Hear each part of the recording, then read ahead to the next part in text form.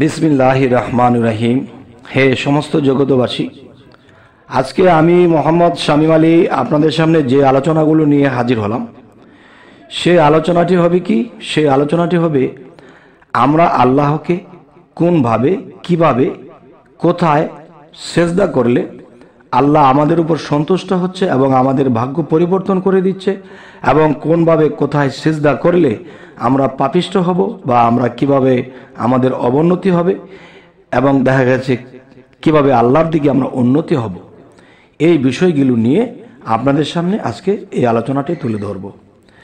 সেটি হলো, দেখুন, স্বপ্নে সিজদা করতে দেখা। এই স্বপ্নটির ব্যাখ্যা কি হবে? এই স্বপ্নটির ব্যাখ্যা হবে সফলতার লক্ষণ এবং এ পাপ হতে তওবার ইঙ্গিত করে যে পাপে সে লিপ্ত রয়েছে, এমনইভাবে মারাত্মক বিপদ হতে মুক্তি, দীর্ঘ জীবন লাভ এবং সম্পদের সফলতা লাভের ও ইঙ্গিত করছে। সুবহানাল্লাহ, আলহামদুলিল্লাহ। আল্লাহ আমাদের তৌফিক দান করুন। এবার আসি, কেউ যদি দেখে যে নামাজ পড়ছে আর মধু খাচ্ছে, এই বিষয়টি যদি কেউ স্বপ্ন দেখে, তাহলে এর স্বপ্নের ব্যাখ্যা কি হবে? এটির স্বপ্নের ব্যাখ্যা এটি হবে যে সে রোজা অবস্থায় স্ত্রী সহবাস করবে। নাউজুবিল্লাহ। অবশ্যই আমাদের সতর্কবাণী হতে হবে। এবার আসি, কেউ যদি দেখে স্বপ্নে যে বসে তাসাহুদের নামাজ পড়ছে, তাহলে এটি স্বপ্নের ব্যাখ্যা কি হবে? তার চিন্তা দূর হবে এবং তিনি জীবনে যে নেক আশাগুলো করেছে সেই আশাগুলো পূর্ণ হবে। আচ্ছা, তো এভাবে আরো কিছু বোঝার বিষয় সেগুলো হলো, দেখুন, কেউ যদি দেখে যে নামাজ সম্পূর্ণ করে সালাম ফিরিয়ে নামাজ হতে বের হয়ে গিয়েছে, তবে এই স্বপ্নটির ব্যাখ্যা কি হবে? সেই ব্যাখ্যাটি হবে সে সমস্ত চিন্তা হতে মুক্তি পাবে। আলহামদুলিল্লাহ। দেখুন, আমরা যদি পৃথিবীতে কোনো বিষয়ে চিন্তায় জর্জরিত থাকি, মাথায় অনেক টেনশন থাকে, তখন কিন্তু নামাজেও ডুবা যায় না, ধ্যানে ডুবা যায় না, আল্লাহর স্মরণে আমরা ডুবতে পারি না, যার ফলে অসফলতার জীবন নিয়ে আমাদের ঘুরতে হয়। আচ্ছা, এবার আসি, কেউ যদি বাম দিক ছাড়া শুধু ডান দিকে সালাম ফিরাতে দেখে, তবে তার কোনো কাজ কল্যাণ হবে। আর যদি ডান দিকে ছাড়া শুধু বাম দিকে সালাম ফিরাতে দেখে, তাহলে কি বুঝবেন? এটির স্বপ্নের ব্যাখ্যা হবে, তবে তার কোনো অবস্থায় তার জন্য চিন্তার কারণ হবে। এবার আসি, কেউ যদি কোনো পাহাড়ে আল্লাহকে সিজদা করতে দেখে স্বপ্নে, তাহলে এই স্বপ্নটির ব্যাখ্যা কি হবে? এই স্বপ্নটির ব্যাখ্যা হবে লোকেদের উপর সফলতা লাভ করবে, যে খুবই কৃপণ বা শক্তিশালী। আচ্ছা, এবার আসি, কেউ যদি আল্লাহ ব্যতীত অন্য কাউকে সিজদা করতে দেখে, তবে তার ক্ষতিগ্রস্ত হবে। আচ্ছা, এবার আসি, কেউ যদি নামাজকে দাঁড়িয়ে আছে, রুকু না করতেই নামাজের সময় শেষ হয়ে গিয়েছে দেখে, তবে সে ফরজ জাকাত দিবে না এবং এতে বাধা সৃষ্টি করবে। এবার আসি, কেউ যদি দেখে যে কেবলার দিকে নামাজ পড়ছে, তবে তা তার দিন মজবুত হওয়ার লক্ষণ। আর যদি শুধু পশ্চিম দিকে নামাজ পড়তে দেখে, তবে তা তার গুনাহের উপর দুঃশাসন এবং দিন দুর্বল হওয়ার প্রতি ইঙ্গিত করে। কেননা কেবলা ছাড়া শুধু পশ্চিম দিক হলো ইহুদিদের কেবলা, আর তারা শনিবার দিনেও মাছ ধরার মতো অন্যায় কাজে দুঃসাহস দেখিয়েছে। এবার আসি, কেউ যদি পূর্ব দিকে নামাজ পড়তে দেখে, তবে তা তার বিদআতি হওয়ার এবং অন্যান্য কাজে ব্যস্ত থাকার প্রতি ইঙ্গিত করে। কেননা পূর্ব দিক হলো খ্রিস্টানদের কিবলা। এবার আসি, কেউ যদি কেবলার দিকে পিঠ দিয়ে নামাজ আদায় করতে দেখে তবে তা তার কোনো কবিরা গুনাহের কারণে ইসলামকে পশ্চাতে ফেলে দেওয়ার লক্ষণ।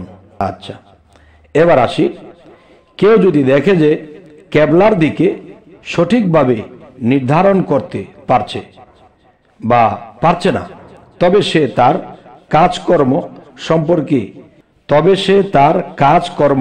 সম্পর্কে সিদ্ধান্তহীনতায় ভুগছে। আচ্ছা, তো এবার আসি, যদি ইমামতির সময় কেবলার দিকে মুখ ফিরিয়ে ইমামতি করতে এবং মুসল্লিদের নিয়ে পূর্ণ নামাজ আদায় করতে দেখে তবে সে তার প্রশাসনে আদল ইনসাফ কায়েম করবে। আর যদি মুসল্লিদের নামাজের কম বেশি বা ত্রুটি বিচ্যুতি দেখে বা নামাজে কোনো পরিবর্তন দেখে তবে সে তার প্রশাসনে জুলুম অত্যাচার করবে এবং দরিদ্র ও চোর ডাকাতদের পক্ষ হতে দুঃখ কষ্টের সম্মুখীন হবে। এবার আসি, কেউ যদি সাদা কাপড় পরিধান করে কেবলা ব্যতীত অন্যদিকে নামাজ পড়তে দেখে এবং কোরআন যেভাবে পড়া ফরজ হয়েছে সেভাবেই পড়তে দেখে তবে তার হজ নসিব হবে, যেহেতু আল্লাহ তাআলা ফরমান, যেদিকেই তুমি তোমার মুখ ফিরাও না কেন সেদিকেই আল্লাহ তাআলা বিদ্যমান আছে, বিরাজিত আছে। এবার আসি, যে লোক বাস্তবে ইমাম নয় সে যদি স্বপ্নে ইমামতি করতে দেখে তার প্রশাসক ও মর্যাদাশীল, আর লোকটি যদি প্রশাসক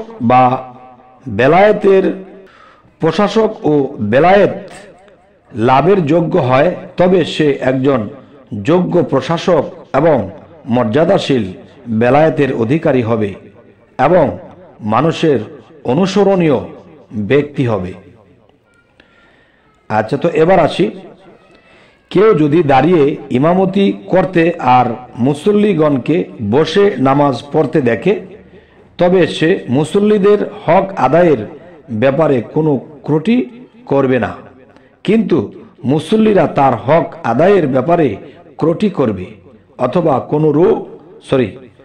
অথবা কোনো রুগ্ন সম্প্রদায়ের প্রতি সমবেদনা প্রকাশের লক্ষণ। এবার আসি, কেউ যদি মহিলাদের ইমামতি করতে দেখে স্বপ্নে তবে এটি ব্যাখ্যা কি হবে? সে কোনো দুর্বল সম্প্রদায়ের দায়িত্বভার গ্রহণ করবে।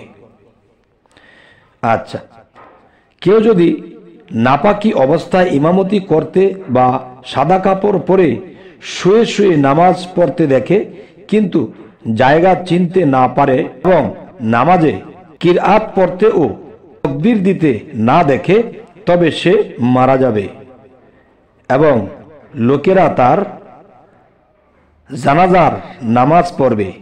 এভাবে যদি কোনো মহিলা কোনো পুরুষদের ইমামতি করতে দেখে তবে সে মারা যাবে, কেননা মহিলারা শরীয়তের দৃষ্টিতে পুরুষদের আগে বাড়তে পারে না। তবে মৃত্যুর পর জানাজার নামাজের সময়ে হয়। যদি প্রশাসক বা সরকারি লোকেদের ইমামতি করতে দেখে তবে সে পদচ্যুত হবে এবং তার ধন সম্পদ শেষ হবে না। যদি কেউ পুরুষ ও মহিলাদের ইমামতি করতে দেখে তবে সে বিচারকের পদ লাভ করবে যদি সে তার যোগ্যতা রাখে অথবা মানুষের ঝগড়া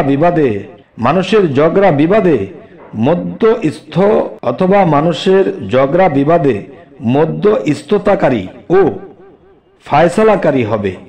হে সমস্ত জগতবাসী, আজকে আপনাদের সামনে যে আলোচনাগুলো করা হলো এই আলোচনাগুলো কোরআন ছাড়া নয়, কোরআন নিয়ে, এবং এই জিনিসগুলো যদি আমরা খেয়াল করে শুনি এবং মনে রাখতে পারি তবে কি হবে, আমরা জীবনের সামনে কি হবে, পিছে কি হয়েছিল, মধ্যে কি চলছে, এই জিনিসগুলোর জ্ঞান এসে যাবে। তাই বলবো কি, যদি আপনারা এই চ্যানেলটি শুনে, চ্যানেলের কথাবার্তা শুনে মনে না রাখতে পারেন, তাহলে ব্যাগে গিয়ে আবার সেই আলোচনাটি একবার, দুইবার, তিনবার, চারবার শোনেন, ইনশাল্লাহ মনে থাকবে এবং সেই মতে আমরা নিজেকে পরিচালনা করতে পারবো। তবে হে সমস্ত জগতবাসী, আমাদের চ্যানেলটিকে অবশ্যই সাবস্ক্রাইব করে রাখবেন, পরবর্তীতে যেন আরো ভালো আলোচনা এনে দিতে পারি। তো সকলেই ভালো থাকবেন। আল্লাহ হাফিজ।